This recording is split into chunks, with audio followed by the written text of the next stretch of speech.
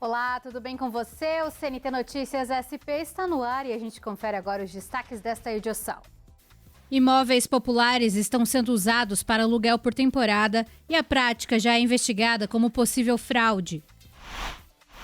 Empresas investem em quem já está dentro de casa. Qualificação de funcionários vira estratégia para crescer.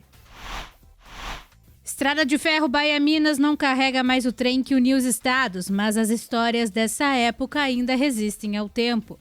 É agora no CNT Notícias SP.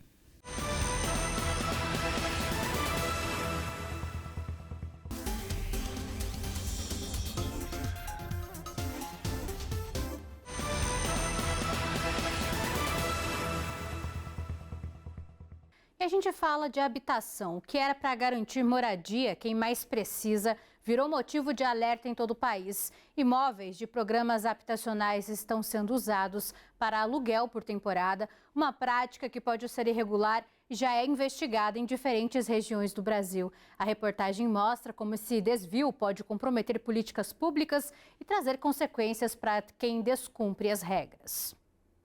O que era visto como uma forma de renda extra agora levanta um alerta no país.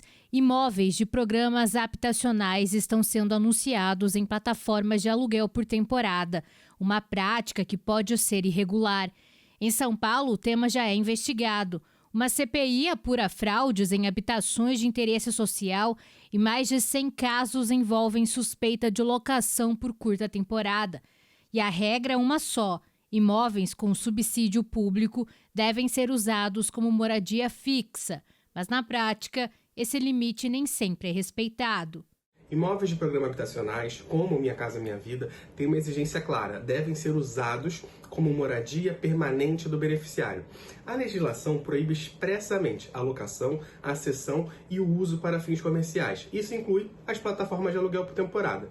Quem faz isso está violando o contrato assinado e desviando um benefício público que foi concedido com dinheiro do contribuinte. As consequências podem ser severas. O beneficiário pode perder o imóvel e ter que devolver os valores recebidos e até responder por crime. Enquanto isso, cidades como Rio de Janeiro e Salvador avançam na regulamentação do aluguel por temporada. A ideia é organizar o setor e garantir concorrência justa com hotéis e pousadas. Países como a França, Holanda e Estados Unidos obrigam a plataforma a verificar a situação legal dos imóveis antes de publicar o anúncio. No Brasil, esse debate ainda engatinha. A gente ainda não tem mecanismos que sejam fáceis e sejam objetivos para que o Airbnb ou qualquer outra plataforma possa verificar se esse imóvel está ou não está apto a ser lançado ou disponibilizado na plataforma. A tendência é que essas plataformas passem a ter uma corresponsabilidade, sendo obrigadas a cruzar dados públicos com os anunciantes quando essas informações estiverem de mais fácil acesso. No plano federal, a reforma tributária também endurece regras. Locações de curta duração podem passar a ser tratadas como serviço de hotelaria em alguns casos. Especialistas alertam para um impacto que vai além da lei.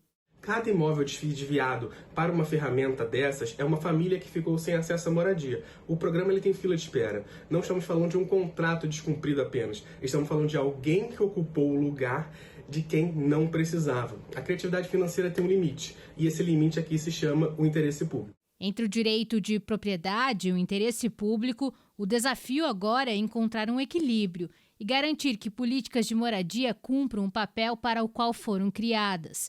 E a discussão segue avançando no país, com novas regras e maior fiscalização sobre o uso de imóveis em plataformas digitais. A seguir, capacitação interna ganha força e empresas apostam no desenvolvimento de talentos para enfrentar a falta de profissionais.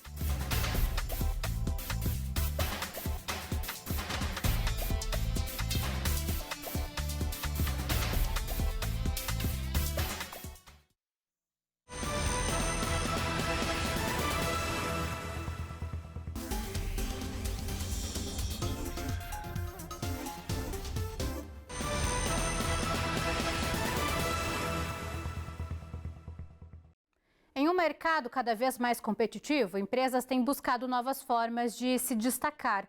Uma delas é investir no desenvolvimento dos próprios funcionários, apostando na qualificação interna para garantir crescimento e inovação. O desenvolvimento de talentos internos tem ganhado espaço nas empresas brasileiras. A estratégia busca formar profissionais mais qualificados e preparados para os desafios do mercado. Essa empresa decidiu ir além.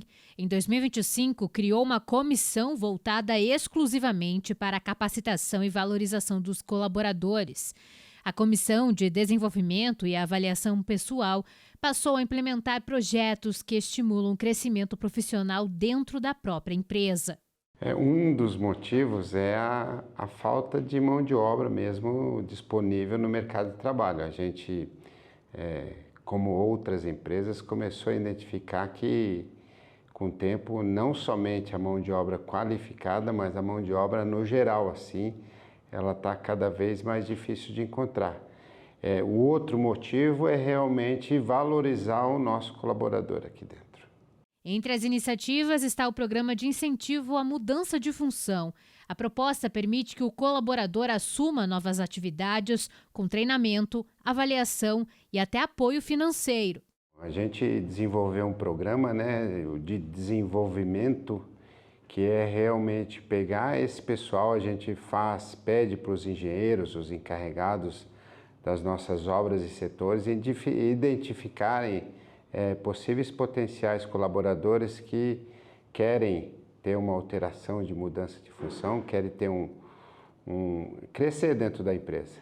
E daí a gente criou um programa de desenvolvimento de treinamentos com cronograma. Outro projeto prevê uma série de treinamentos ao longo de 2026.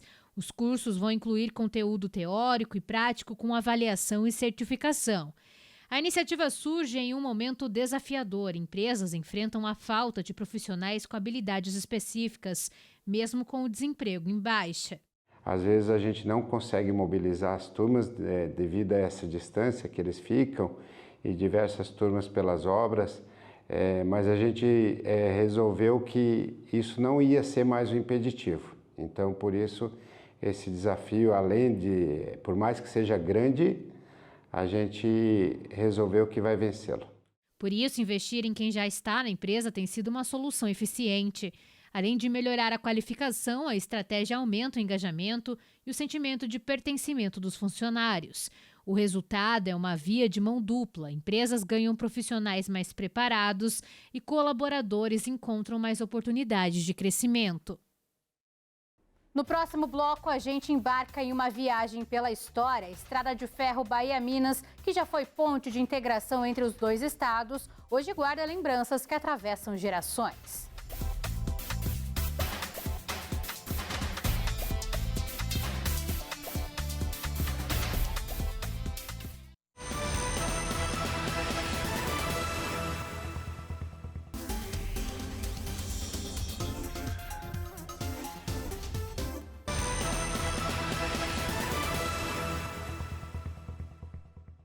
Uma linha férrea que marcou gerações, conectou estados e transformou cidades. A Estrada de Ferro Bahia-Minas foi desativada há décadas, mas suas estações ainda guardam histórias vivas. Agora a gente viaja por esse patrimônio que une baianos e mineiros.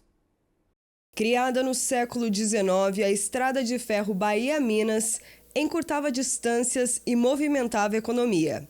Os trilhos que ligavam Araçuaí, em Minas, até Caravelas, na Bahia, foram fundamentais para escoar produção, transportar pessoas e gerar desenvolvimento. Durante décadas, a Estrada de Ferro aproximou culturas. Da Bahia até o coração mineiro, os trilhos foram um caminho de trabalho, sonhos e histórias.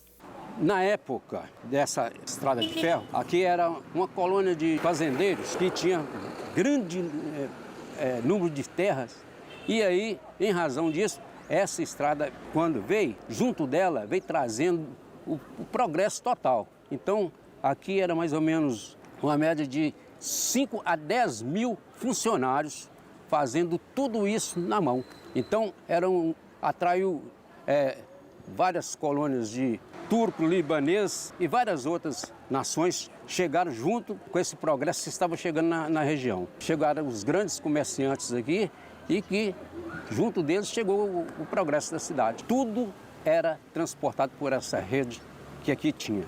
Era o único meio de locomoção e era o único meio de condução de tudo que aqui produzia. Essas duas laterais aqui ficava repleto de galinha, de bode, de feijão, de arroz, de alho, como o Novo Cruzeiro na época era o maior produtor de alho da América Latina, foi ganhar desse título.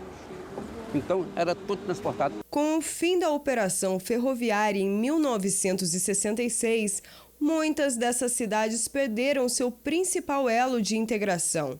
Hoje, o que resta é memória preservada em iniciativas locais e no esforço de quem não quer deixar a história cair no esquecimento. E arrancando os dormentes e os trilhos e ia colocando nas pranchas, o trem ia levando embora.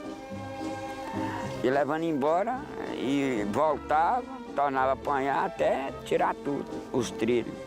Aqui ficou um pouquinho isolado, porque quando chovia, às vezes não passava. Era tudo de terra, então dava muita lama, o carro atolava, não passava. Só jipe ou então... Dava muito trabalho de chover para ir. Naquela época chovia muito e já o trem não tinha esse problema, né? Talvez seja esse nome, uma mágoa para o pessoal daqui, é porque os governos da época fizeram um tipo assim de muita covardia. Chegaram aqui de uma noite para o dia e pararam com essa estrada e largou o pessoal aqui em todo sofrimento, sem meio de comunicação, sem meio de transporte, sem meio de nada, com uma promessa que logo em seguida faria uma estrada daqui para Teófilo, o que veio a acontecer 40 e tantos anos depois. Para quem mora nas cidades, a lembrança é afetiva. A estação ainda é ponto de encontro e memória coletiva, mesmo sem os trens passando pelos trilhos. Tinha aquele movimento da chegada da Minas, né? Que todo mundo vinha para a estação, a gente ia para a janela para ver o trem passar, né? E era muito bonito, né? O apito, a coisa linda. Chegava na janela para ver o apito, uma coisa linda. E conhecia, que tinha o nome da máquina, né? Então a gente conhecia pelo apito. Você ia de trem, parecia que era o mato que estava correndo, né? O trem, a gente olhava da janela, parecia o mato correndo. A história da Estrada de Ferro Bahia-Minas segue viva. Entre ruínas preservadas e memórias compartilhadas, ela continua a unir simbolicamente os dois estados que deram nome à ferrovia. Estrada de Ferro Bahia-Minas.